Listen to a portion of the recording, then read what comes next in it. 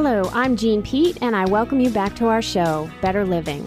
Better Living is brought to you by the Homestead Hope Foundation and is sponsored by Homestead Hospice, where commitment to education and premier hospice care helps patients and families through life's most important journey. Thank you for joining me again today. I am here today with Dr. Armin Oskowie, and he is here with the Ortho Sport and Spine Physicians practice in Atlanta, Georgia. But today we're going to be talking about all things related to ortho, sport, spine, injury, pain, numbness, weakness. So if you've got anything that ails you, stay tuned because we've got a lot to talk about today that can possibly help you, whether you live here in Atlanta or in one of our other communities, Phoenix, the Gulf Coast, wherever. I'm sure that information we're going to talk about today is going to be helpful to you, and we can urge you to go to the right person to get you feeling better. So Dr. Oskowie, why don't you introduce yourself and tell us how you got involved with spine and ortho specifically in your practice? Okay, that's interesting. I basically, went through medical school and started to get interested in different things. I really wanted to do neurosurgery ever since I was a small child, actually. If in kindergarten or even first grade you asked me what I wanted to do, and I always wrote neurosurgery, and I knew how to spell that at that age, which was insane. So I sort of stuck with that all the way through med school, and then I ended up actually doing a rotation in neurosurgery and decided it wasn't really for me. Maybe it was just the place I was working at, but the patients just didn't really get better. It was really tough to watch. And then ended up actually a person had an issue in the orthopedic clinic, and they needed somebody to cover. And I went in there and started taking care of patients with spine problems specifically and just fell in love with it. So that's how I got into it. And my brother's an orthopedic surgeon too, so I saw it through him, different orthopedic related issues. Is he here in practice with you? He is not with me. He is at Emory Ortho, Okay. and he does orthopedic oncology and a lot of joint work. But we've worked together quite a bit, and so it's just kind of fun. That's great. So I might be a little worried that my son wants to grow up and do something having to do with guitar and music. Or maybe that's a good thing. Who knows? A great thing. Okay. So tell us a little bit about what you see. I know that there's going to be a great span of patients that you see, but what are some typical patients that you see? The typical, so ortho, sport, and spine. So I would say let's talk about it in two different categories. Your typical ortho sport patient is going to be your weekend warriors, your professional athletes, your younger athletes that come to you that have hurt themselves by either overuse of a certain body part, the pitcher who's hurt their shoulder, the tennis athlete who's hurt their elbow. So the golfers, take care of a lot of golfers. Atlanta has more golfers than I think anything else. But we do so much work with them and get them back into being able to function and be able to perform. So it's a totally different patient in that respect. The ortho spine patient can sometimes also be the athlete that's herniated a disc like Tiger Woods just did. And isn't able to move their leg anymore, or has so much pain going down an extremity with a herniation in the neck or the back. And that patient typically has more loss of function in general. And so those patients we see, and the tests are a little different and the treatments are a little bit different. But that's typically the span of the patient population that we see in our practice. So what is the typical golf injury? Is it the back? Well, golfers are interesting because actually if somebody was going to create a sport that would destroy the joints in your back, they would make golf, because you bend over and you continuously, repetitively keep doing this motion that can hurt the joints in your back over and over and over.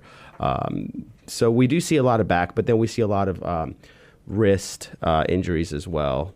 And then there's also the golfer's elbow and that sort of thing. But typically we see all that. Okay, so let's talk about the ortho sports. Before the show, I was telling Dr. Oskowie, I'm going to just say it all the time so I can say it and it rolls off my tongue. Perfect.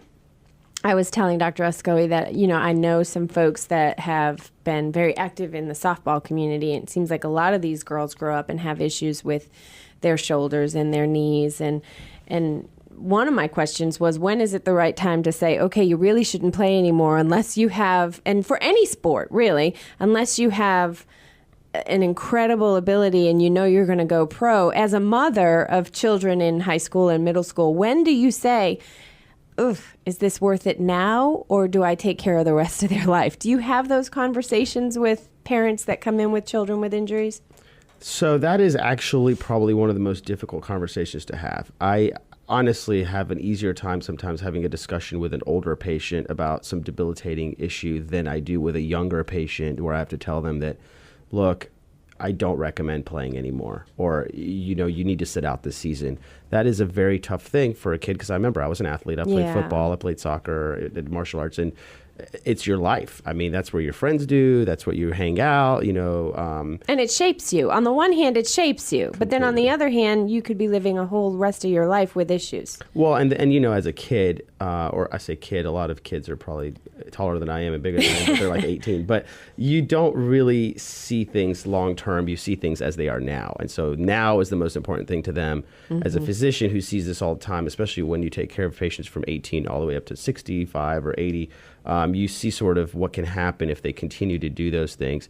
Those conversations are very difficult, but the nice thing is that I rarely have to have them. Most of the time, we're able to get them back into performance, function, stability, and those sort of things. We get them back into the form, so we don't have to tell them to stop. Okay, because that was my next question. And then with what you do, can you really fix these injuries so that long term they can have a normal, active life and not have those injuries be debilitating? I think we do. I would say over 90% of the injuries we're able to get back to the place where they can play and do fine later on as well. Great. So if we're parents, middle-aged, and we have, and I know we're talking about the younger population, but it could be a middle-aged person as well, and there's an injury, what are questions to ask? How do you pick the right person to go to? What do you think is important for these people to know when they're in search of the right person to fix them so that they don't have debilitating injuries later in life? It's a good question. And actually, what I would say, too, is not just the right person, but it's also time and chronology. You want to get treated fast. What we typically see, especially in the middle-aged to older males who don't want to go to the doctor, they will just sort of live with it and bear it. And that ends up being detrimental because, especially with nerve-related injuries, especially with like spinal herniations of discs and things like that are crushing the nerve, if you don't get it treated early on, that will basically cause abrasions, and it'll cause fibrosis of those nerves, which ends up causing damage that can't be reversed. So what we say is get in, quick, get to somebody specialized as fast as you can if you feel like you've truly had nerve damage or some sort of joint damage that may be fixable now, but if you keep waiting, it may not be. Okay, so let's talk about what nerve damage feels like. Mm-hmm. What are the typical descriptions of the pain a patient feels when they have nerve damage? It's a good question, and I have this discussion a lot with my patients. Again, being a doctor is really, you're just a teacher. All we do is we teach people all day long about what these things are. And what you typically see, so a nerve is made up of different fibers. And the outside fiber, the way that it was made was so that it feels pain first before further damage is done. So the pain that you're feeling is the body's warning sign, letting you know something's up. Not necessarily saying that you have to stop completely doing what you're doing, but something's up. You need to do something about this. Because what happens next in nerve injury is you end up getting loss of sensation, right? So first is pain. Then if there's more damage, then people start feeling this numbness, this tingling, what we call paresthesia, which is sort of like that pins and needles when your arm falls asleep. Once that's happening, then you know that that nerve is really getting damaged at that point.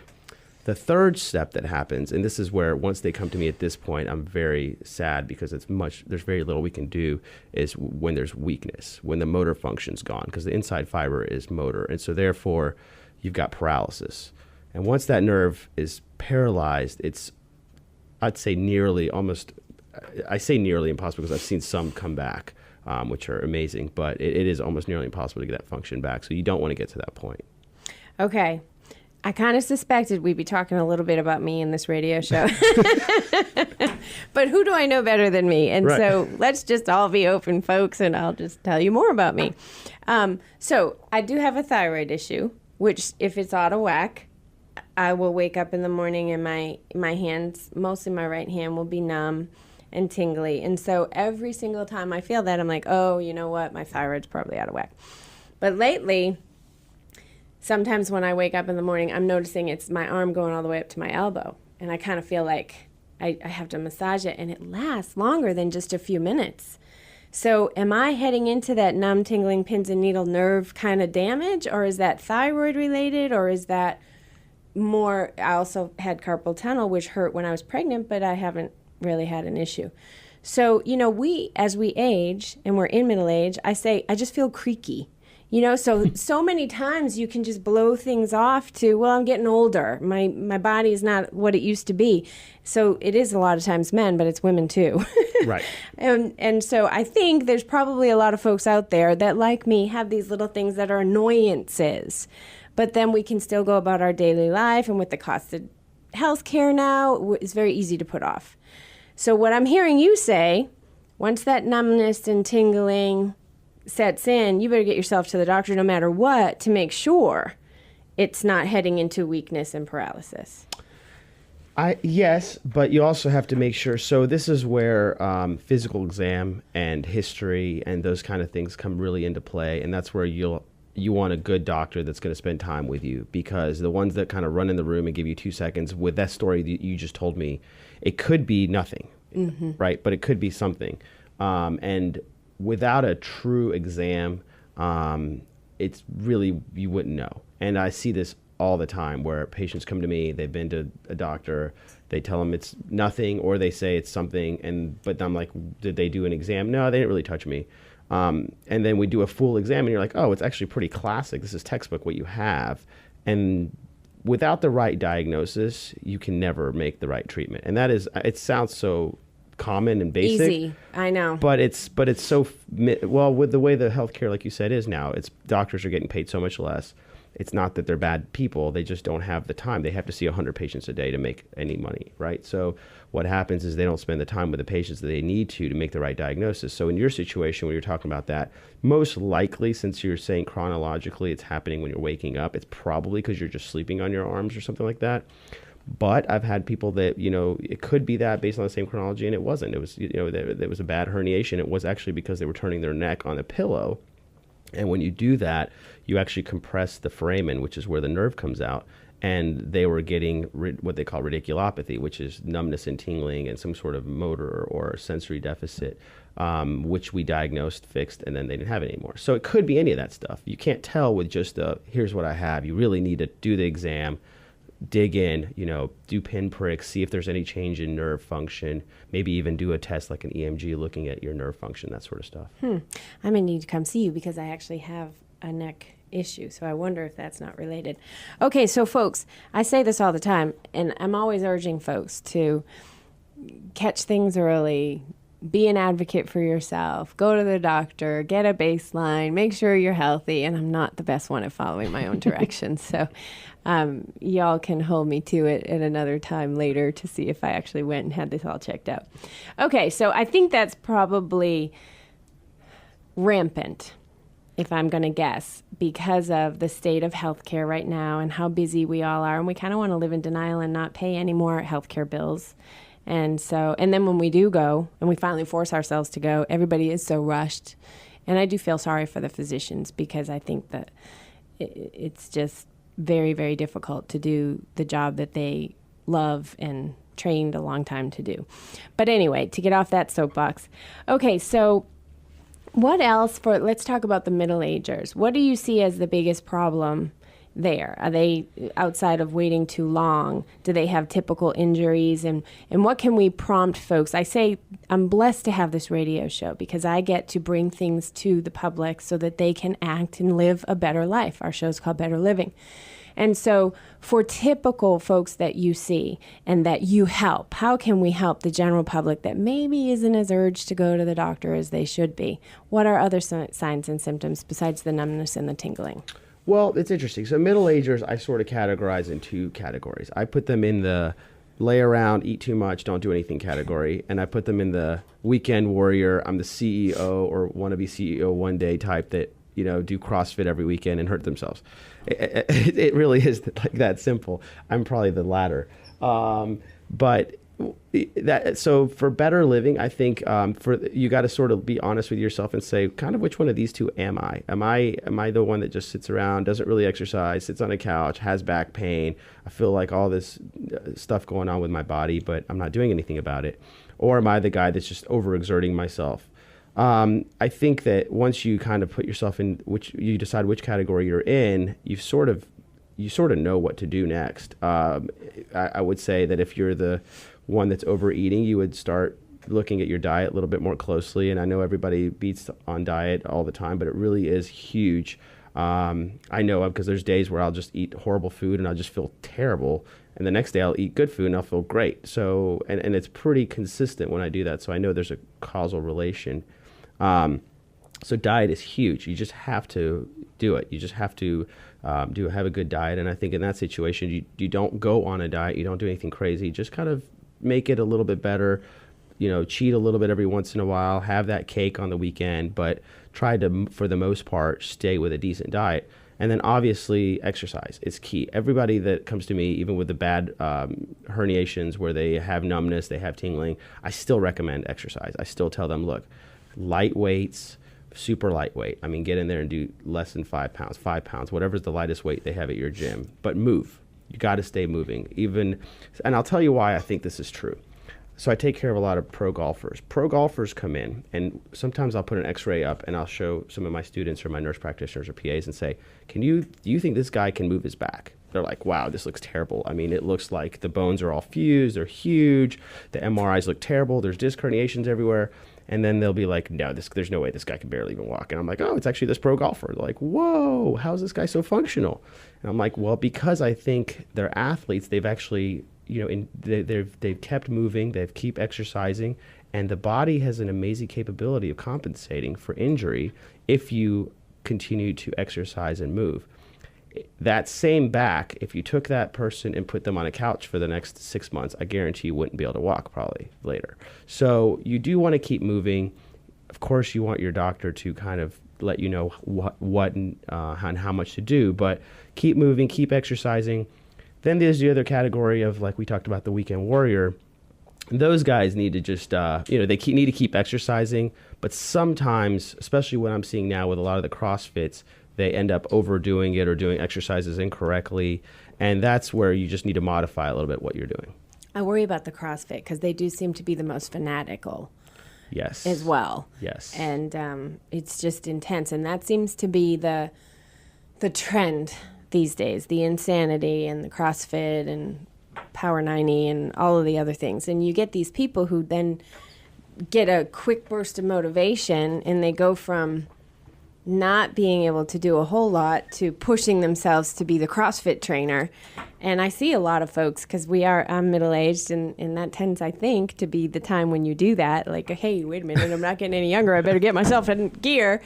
And I'm actually seeing a lot of folks with injuries because they're going too quickly. I agree. And as much as I love exercise, and I do think CrossFit is awesome, and I don't want to poo-poo on CrossFit, but I did tell my marketing people we should put signs up next to all CrossFit places because they do. I mean, when you walk by, you see them doing things that you're like, I just would not recommend that. It's not anatomically correct. But again, it is exercise, and I think that it's good that people are doing it, but we just need to make sure that we don't hurt ourselves. And like you said, what I think a lot of people do, especially middle-aged, they sort of have to prove to themselves, look, I'm still young, I'm still hip, I need to buy a red Corvette, and I need to do CrossFit, right? So I think that what needs to happen is that people need to just kind of get into it, not necessarily to prove anything, but just to feel better. Just go exercise. Don't look at the weight loss. Don't weigh yourself. Just go work out just to feel better. And that's how I started. And it was awesome. Move your body, move the oxygen, get the blood flowing. Every single show I do, no matter whether I'm talking about psychological, physical, spiritual, anything, all comes back to taking care of this vessel we were given to carry us around through life, and just like a car that needs maintenance and tune-ups and oil changes.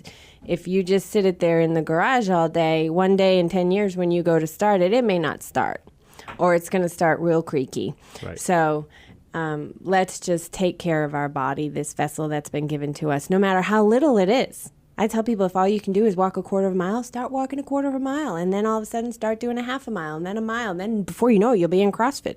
Exactly. I agree. And actually, one of the things I tell patients is it takes 3 weeks. So they've done a lot of studies looking at when something becomes a habit. It takes about 3 weeks of you doing something where your body starts actually just doing it on its own. And so one thing I recommend is actually going to sleep with your gym clothes on the night before. That's a great idea. And so people, once you get up, you already have your gym clothes on. At least your shorts and your running shirt. I mean, you may feel like an idiot, but you're wearing your gym clothes. So now you're going to feel more of an idiot if you take it off and don't go to the gym. So I recommend, as I say, do that for 3 weeks, and then eventually you won't need to sleep in your gym clothes. You just That's so true, because as soon as I put workout clothes on, whether I had it planned or not, I'm outside doing something. It Right. just feels right. That's funny. I never thought of that. Okay, so, but we do have a very well-educated, specialized physician in the room, so I don't want to just talk about top-level diet and exercise. We talked a little bit about orthosport. Can we talk, we only have a couple minutes, about spine injuries and what you specialize in and how that is so different from the rest of the folks in Georgia? Okay. So I obviously am double board certified, and one of my board certifications is in doing advanced techniques, interventions, and surgeries for spine and sport-related injuries. The things that we do, sometimes the exercise, the food, and all that isn't enough. Medications to me are like putting Band-Aids on a bleeding wound. They just don't really work that great. We use them, we have them, but they really aren't the end-all, be-all. What I use them as more is a crutch until I can get you to get off of them and get back to your life without them. That is, I never really put a person on medication thinking that I want them to be on this forever. I think that's more for like pain management doctors, so I refer those out to the pain management doctors and let them, manage chronic medications. With us, we want to be more interventional, so we do injections. We'll go in and do things like epidurals. We'll put needles by the nerve where there's herniations of disc, put some steroid. We can go in and do things like radiofrequency ablation where we burn just sensory nerves of joints that cause pain. It doesn't necessarily always fix the joint. The joint may still be damaged, but at least the patient won't feel the pain from the joint anymore. And a lot of times that allows them to get back to moving, which helps the joint. So we do things like that. We'll do surgery. I always try to keep people out of surgery until it's like the absolute last option. I would say that 85 to 90% of the patients I see, I can keep from having surgery, the ones that have really bad issues. When they do need surgery, we offer endoscopic surgeries, things that are very advanced. We do 1 centimeter, which is less than probably half an inch incision. And so, we go in and we use tools that are able to get the damage out without causing any more damage to the body. Okay, and so for your typical spine patient, a lot of times it's herniated discs. Mm-hmm. Okay, and that's a tough one because you see people really debilitated with those herniated discs. Okay, so first I want to get your information out there. And again, I'm speaking with Dr. Armin Oskowi, who's at 5445 Meridian Mark Road, Suite 390 in Atlanta, Georgia. And if you or anyone you know is suffering from injuries like we've talked about, please feel free to contact his office at 678-752-7246. And if there's one thing I just want to remind folks of, don't let it go too long, because an acute injury can turn into a chronic injury where you're going to end up fighting this for the rest of your life because you waited too long to go and get it fixed and have it be done with. I think that's one of the things I heard you say earlier in the show, and I just wanted to make sure to harp on that. Everything is a matter of getting in there early and getting it fixed as best as possible. We have to take a quick break, but please stay with us because when we come back, I want to talk more about radiofrequency ablation, some of the surgeries that the doctor performs, the time frame for healing, and he does the endoscopic 1 centimeter, is that what you said? Right. Surgery that is very, very rare. He's only one in how many in the country? Well, there's only about 2 or 3 of us in the state that do that, right? Two of three of them in the state of Georgia. So you need to know more information about that. Stay with us.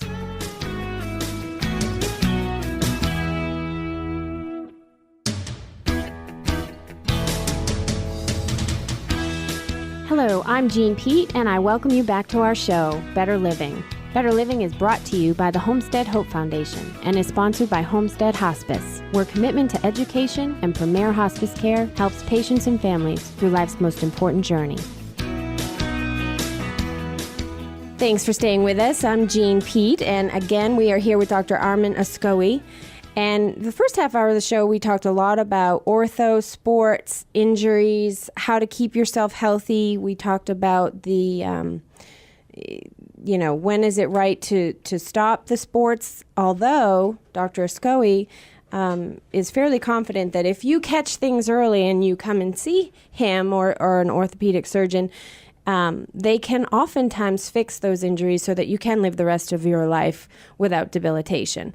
So, which is good because I wasn't always a fan of seeing these athletes in middle school and high school with continued injuries. I always wondered, I like to be outside, but I'm not your pure athlete. So I just didn't always get it. So you've reconfirmed that with working with all of these pro golfers and pro athletes that, don't give it up. You can do it and you can get better. But this half of the show, I want to talk more about what Dr. Oskowie does that makes him a specialist in his field. He talked a little bit about how he uses endoscopic surgery. Did I get that right? Correct. Which is much less invasive, and how he's only one of 2 or 3 doctors in the state of Georgia that performs this type of surgery. So let's first talk about that endoscopic surgery and how you got involved in it and why is it so rare, but what is it that you can do to help folks? And then we'll go back into some of your other things that you talked about, radio frequency ablation, and I do want to talk about needle injections and helping the nerves and all of that. Wonderful. So I guess we'll start with the endoscopic surgery. Why is it rare? It's a really good question. I get that question a lot. Why is it better? What's going on with it? So it's rare in Georgia. Georgia typically, unfortunately, is always a little slow to catch up on new things. And so if you go to some pockets of the U.S. like Phoenix and in L.A. and California and Florida, it's very common. Where it's actually extremely common is in Germany, where most of the back surgery techniques and fusion devices and all the what I call old school techniques were developed. There, they have pretty much transitioned to doing most of their surgery. They said to me last time over 80% of their surgeries now are done endoscopically. They don't really do the open anymore just because we have such good results with such little morbidity with this surgery. So it's not really new either. It's been around for probably about 20 to 30 years. It's just that, what they teach in the medical schools and residency programs is the open surgeries. And for people to transition to learn how to do it this way was kind of like in the 90s when people learned how to do gallbladders endoscopically. They used to argue, the open surgeons would argue, I could do a gallbladder in 30 minutes. Why would I want to learn it this way? And it's taking guys 2-3 hours to do it this way. Well, now you can barely find anybody that'll do an open gallbladder. They all do it endoscopically, endoscopic cholecystectomies. And it's because it's much better for the patient. There's much less, there's not a huge gaping wound that you got to close. The infection rates are much, much less because you're not exposing the inside of the body to the air. And as clean as any operating room is, it's still not going to be as clean as your body is closed up. So the major problems, too, you see with open back surgeries, and if you've known anybody that's had one, it's, first of all, there's a 40% failure rate, which is huge. Wow. Secondly, the reason why I think there's such failure rates is because what happens is you cut, a huge incision in the back. You basically take spatulas and you take the muscle off the bone. You completely dissect the patient open. Then you go in and you cut the bones out. And then you go in and you dig out the herniated disc material. And at that, the whole time, hoping that you haven't done any damage to the nerves that you're basically going by. Then you have to close each one of these layers up, and some people have 5-6 inch deep incisions. So What we don't do with endoscopic is we don't really open anybody up. We don't damage the muscle. We don't rip the muscle off the bone. We don't cut any of the bone open. We're going in with a very small device right into the area like a laser beam, taking out exactly where that herniation is on that nerve, looking around, making sure that the nerve is happy, that there's blood flow there, everything's good. And then we seal everything shut with a Bovie, and then we are done. And we put one stitch in and a Band-Aid. Wow. So it's a huge difference. And the results are better. Results are much better. Your recovery time's much faster. I have people up and walking that day. They're, within a week, they're back to work sometimes. Most of my patients, my problem is, I'm telling them, don't go do anything insane. You're going to feel great, but don't go dig a trench, which I had a patient do the next day. Don't go ride your motorcycle. I had a patient do that like 3 days later because, I don't want you. Your body still needs time to heal. It does, because what happens is when you take out that herniated piece of disc, it still leaves an area which I say weld shut. But just like any other part of the body, you want to make sure that it's completely healed and scarred down so it doesn't re-herniate. Well, let's talk about this because I do know some folks. I had an uncle, I still do, who had a terrible back injury, and he did not elect to have the back surgery because there were too many risks involved, and he didn't want to risk being paralyzed or being worse off than before. So he's probably 70, been at this for 30 years at least, 35 maybe suffering. Are those prime candidates as well, or is that just, that's a 35-year-old injury? I don't know that you can do anything for them. That's a very it depends answer. Okay. Because it really, again, you have to really touch the patient and do a really good exam and see what they have. Because if they have too much nerve damage, I wouldn't operate. If there's too much bone overgrowth in that area, I think like anything in medicine, the problem is if you over apply a technique, you're going to have a high failure rate. And so I think that if doctors are going to do these kind of advanced techniques, they need to make sure they apply them to the right patient. Otherwise, they're going to say, oh, this doesn't work. And that's a problem. I see. So what does that patient do? Just I think, again, that maybe is a medication kind of patient? No, that patient may be a good candidate. I don't know. I'd have to see the MRIs and do the exams and tell you there's probably a lot we can do that may not be an endoscopic candidate, but it may be a candidate for something else. Like radiofrequency, for instance, is very good for older patients because what that does is, they have this arthritic back, right? There's a lot of just like the joints in people with arthritis, when you see their hands, they have these huge joints in their knuckles and stuff. Well, they have the exact same thing in their spine. They just can't see it. And so they have these huge joints that are overgrown where the bones sit on each other, and they're extremely painful. Those are not surgical. You really can't cut that out. It's just, unless you did a back replacement, which doesn't exist. So with those, what we do is we can't really fix the joint. What we do is we take away the pain. And that's where radiofrequency comes in. We go in and we burn the nerves that go into those joints. They don't have any motor activity really, so there's no loss of function. What it does is just takes away their sensation of the pain in their back, and then they're able to get on with their life and do what they want to do. Wow, that's great. It's great when it works, which is wonderful. I mean, the technique will last about a year or so. And they may have to get it repeated yearly, but it's a 15-minute procedure with needles. It's nothing. And we give sedation where they're sleeping. They don't remember any of it. So it's something. No scars, no nothing. No, they're just done You're just putting needles in. Just needles like an IV needle, the same kind of thing, but they go through your back. They're specialized needles called radiofrequency needles, but we put them in under X-ray guidance, put them in the right spot, and then we do some tests with the machine, ablate it, and then see them again next year. Okay, so let's talk about that, because we're going to talk about me again. I recently, middle-aged, got on a kick and started moving my body and lost about 70 pounds. In the process, though, I think I've got plantar fasciitis because I didn't stretch very well when I was walking, and I would really fast walk. And this was years. I'm going on probably year 3 now. I get up in the morning and I have a really hard time, and I sometimes will stretch and all. So it's probably gone to a bad phase. But I'm so afraid of having a needle, even a cortisone shot, anything put in there, because I feel like there's so many little things going on in my foot. I don't want to cause greater injury. So this radio frequency ablation, I know you're going to tell me, we got to get a physical exam, we got to touch you, we got to test you, we got to find out what's going on. But let's just say, what if Is this a kind of treatment that could be used for injuries like that as well? No, I wouldn't necessarily use it for Okay. that technique, for that problem. And I don't even know if I have it. I'm No, self-diagnosing. I mean, let's just say you do. So and that's a hard thing to treat. Plantar fasciitis is hard to treat. But what we could do for that situation is, okay, you're scared of needles. That's not rare. Everybody's scared of needles, right? So what we would do is say, look, if we're going to do an injection around that area, first I would use ultrasound so we can look at that area and see what it looks like. Sometimes you'll see overgrowth even with the ultrasound. It can give you some diagnostic capability, and we'll use it during the procedure so we can guide the needle right into that area and inject around that area. Okay, that makes me feel better. Okay. And we would do it under sedation. So some people would just try to do it in clinic. I'm very open to, my threshold is very low on taking a patient and saying, you know what, instead of just doing it in clinic today, just come on one of my procedure days. We'll do it in the procedure room where we can give you sedation and you won't remember this procedure. Okay, but now let's talk about cost.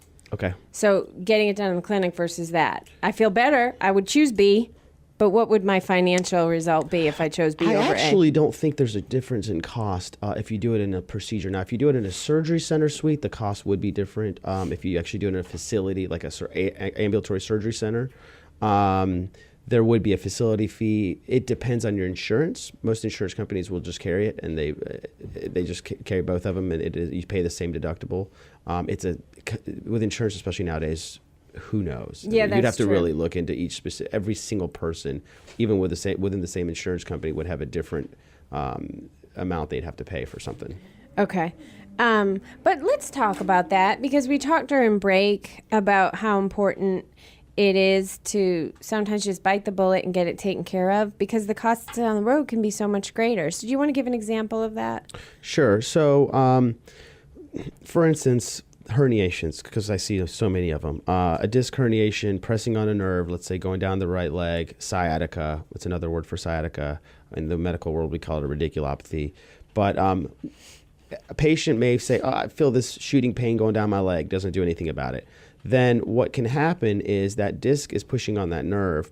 And if you do something about it, you calm that down with some injections with some like steroid around the nerve. It allows the nerve to calm down. And just like if you had a bad rash on your arm, if you left it alone, it could get worse. If you treat it, it could get better. So if you don't treat it, you have run the risk of that nerve getting more and more damaged. Then what you're going to start feeling is that numbness and tingling sensation that we talked about when the nerve gets more damaged.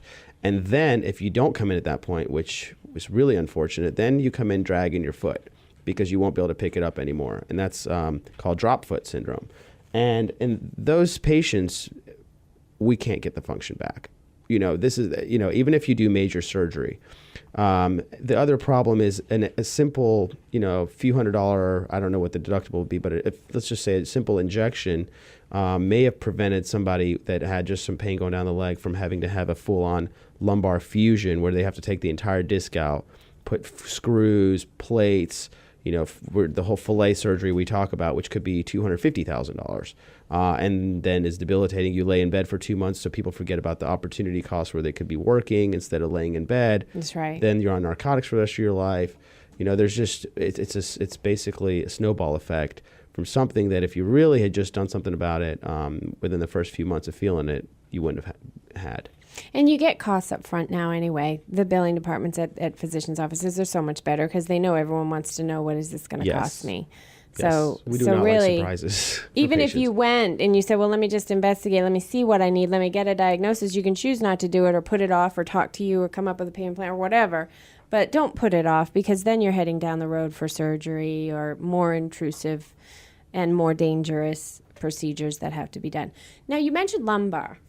I see... I worked in home health and hospice for a long time, and you talk about lumbar stenosis, and people are always bent over. Is that right? Did I get that right? Yep. Is there anything you can do for that then with this new rare procedure that you're doing with the endoscopic? So it's interesting that you say that. So There's two things there. Lumbar stenosis, if they truly are bent over because of lumbar stenosis, and what that means is stenosis means a constriction, like basically like taking a water hose, and squeezing it so the water doesn't come out. That's stenosis. You see that in cardiac also, where they have stenosis of a vessel, and that's what causes these heart attacks. Well, stenosis is either a compression, and when we talk about the lumbar spine or the spine in general, it's either a compression of the spinal cord itself or of the foramen where the nerves come out of the spinal cord. The foramen are basically just the little holes on the side of your spinal column where the nerves pop out from your spinal cord. So when you have lumbar stenosis, like you're talking about, you're probably talking about the central canal, which is where the spinal cord lives, stenosis. And the reason you see older people or people with that problem bent over, and they'll typically see them going around the shopping cart bent over, is because it actually relieves the stenosis. It actually relieves the pressure. It's a classic question we ask somebody. If you're walking around and you bend over, does it feel better? Yes. So I walk around bent over. Those people a lot of times have that disc herniation pushing on the spinal cord. When we go take that out, they don't have to do that anymore.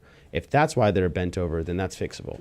If they're humped over because of a spine issue where they have what we call kyphosis, where their spine's kind of bent forward, that's a whole different ballgame. Usually we can't fix those, and I wouldn't fix those unless it's really, really bad, and then you have to put rods and screws and things. And do you do that with the endoscopic surgery that you were talking about? Correct. That would be a patient, if they have central canal stenosis, that would be a good candidate if, in general. Now, there may be some issues where we couldn't get in there, but in general, those are great candidates that we can just take the disc out and they're done. And is there an age limit on that for risking? Or? No, there's definitely not an age limit. It's more of anatomical issue, looking at the MRI and making sure they're good candidates, but there's no age limit as long as they're able to have surgery. So there's where that surgery really makes a difference, because you're not going to want to get opened at an older age. Correct. It's actually better for older people versus open. In fact, most of those people can't have open surgery. They can't have general anesthesia. This can even be done without general anesthesia if you would like. A lot of people do it without general anesthesia. And so, folks, again, I'm so blessed because we're in Georgia, and you're one of only 2 or 3 doctors that do this. So if they don't go to you or the other 2 doctors that do this, they don't even know that this is an option.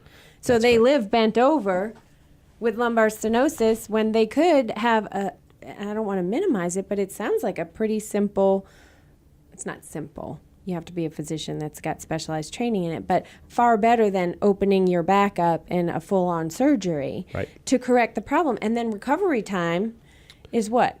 Weeks. Yeah. Weeks. And the nice thing is you haven't disturbed anything. So let's just say, for instance, if you had a failure of this, you still could go have open surgery later. You're not precluding yourself from anything in the future. When you've had a full open back surgery with fusions, you're done. There's no going back. I mean, you can't say, now I want to go back and do endoscopic. No, it's too late. But with this, you can always, the way I see it is you can always go further and do more open, more invasive. So this makes a lot of sense. Okay, so I just want to give you Dr. Oscoi's information again, because if you're listening and you know anyone that's got some back issues, and I am an advocate for older adults. I've worked in healthcare for mature and older seniors for over a decade, maybe 2 now.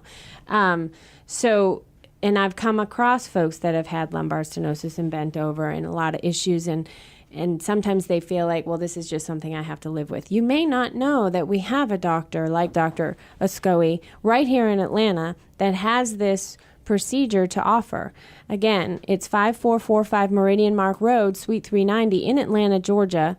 And you can contact his office at Ortho Sport and Spine at 678-752-7246. Or you could go on his website, orthosportandspine.com, and get more information as well. But again, something that he has said 2 or 3 times to me on this show, the most important thing is if you are suffering from pain, don't ignore it if it doesn't go away in a short amount of time, because then you're going to get into the chronic phase, and then you may get into the phase where he can't even help you. So go and have that exam done. Even if you choose not to have the procedure yet, you know what you've got coming. Again, 678-752-7246, and we are talking with Dr. Armin Oscoi, Oskoui. Did I get that right? Yeah. Okay, great. Great. Okay, so we've talked about the spine. Is there anything else that we want the folks to know about some of the things that you specialize with spine surgery? Yeah, so I mean, the nice thing is, since we offer sort of a huge gamut of operations, even stimulators up to pumps and just basic trigger points and medications, we sort of can guide you. And even if we don't do it, we'll tell you who can.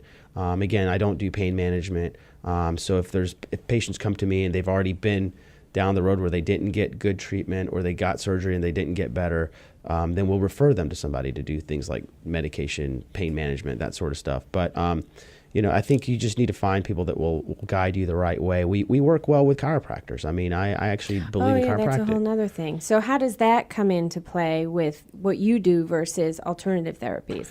So I think the problem has been historically that doctors either see themselves as doctors, or there's chiropractic and there's PT, and that they don't work well together. You do that or you do me and that's it, or you do holistic. I think it's all treatment, so it doesn't matter. What I tell patients is I believe in whatever works. So if you drink water and it makes your pain go away, great. I mean, I want to be that guy. Yeah. I want to be the guy that, that drinks water and has no pain. That's wonderful. But I think that chiropractic actually works. And I think if you have good chiropractors, the problem is that there are some that aren't good, and they've sort of made a bad name for everybody else. We've vetted quite a number of them, and we found probably about 15 to 20 that we just love and we refer to quite often. And they will refer them back when they're ready for something more. And that's a great point. Because it isn't an old, widely used therapy. Chiropractor is fairly new in Western medicine as a mainstream treatment, can we say. So when you're going to find one, don't just look, oh, there's a chiropractor, I'll go see him. Right. Go and talk to your doctor, because chances are they're treating patients who have had great benefits from certain chiropractors or really not. And that's a great way to get a good referral to someone who they know something about versus just calling because it's a chiropractor sign on the door. That's right. And there's so many of them, it's hard to say. So. Okay. And I'm a fan of chiropractors. They've helped me because I had a little bit of a neck issue, and it's amazing. I mean, I was trying to get on a flight and could barely move, and I said, can you fit me in? And it was only my second or third time, and they did their little adjustment, which scares the daylights out of me. And I was able to fly and get on that plane and move. So they can do wonderful things, but do vet them, like Dr. Ascoe was saying. Call your doctor and get a good referral. Okay, so we didn't really get into some of the other therapies that are good for folks that have suffered with ortho injuries or spine injuries or even healing, but you do talk about aquatic therapy. We did talk a little bit about diet plans. And then you mentioned here devices such as TENS unit. So can we briefly talk about the benefits of a TENS unit or when you would use that? Sure. So again, when we treat somebody, especially with the more complicated issues, we want more of a multidiscipline, multifaceted approach. Your younger person who comes in with a simple issue may just need something basic. Some of the other patients come in with more complicated issues, even something called like failed back surgery syndrome. It's the only syndrome that I know of that actually happens because of us doing back surgery, but they get back surgery and they fail and they have pain. So for those patients, you just have to try other things. We like to take a big approach, to give them everything we can think of to try to get these things under control. So TENS units are something we can add on for some patients. It's a little pads that they put on their body that gives a little electrical stimulation. It helps relax the muscles. And myofascial pain, which is muscle pain from spasm, is unbelievable. I mean, people have excruciating pain. It's not always just a disc herniation, and it's hard to treat. That's where something like a TENS unit may come in. Sometimes we'll use bracing. That's where I'll talk closely with another provider like a chiro or a physical therapist and say, look, here we're working together to try to get this under control. I may do some trigger point injections, which is putting medicine into the muscle to help it relax, and then send them immediately over to have some chiropractic work or physical therapy work, and then maybe send them home with a TENS unit. So and we're I'm doing just all that. glad that you talked about that, because one of the things that drives me crazy is yes, there is abuse of drugs out there, but there are also people in very legitimate pain that need drugs in order to stay on a functional level. And they need to know that there may be other things they can investigate to get their pain under control so they don't head down the road of of abuse or overuse of pain medication. So thank you so much for being here with us today. We never have enough time to talk about everything we want to talk about.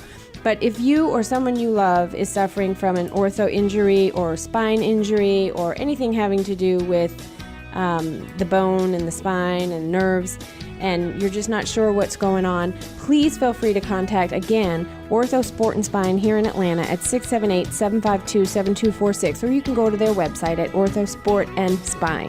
I'm Jean Pete. Until next week, thank you. I'm Jeannie Pete. Thanks for listening. Have a blessed day and week ahead, and listen here same time next week and every week.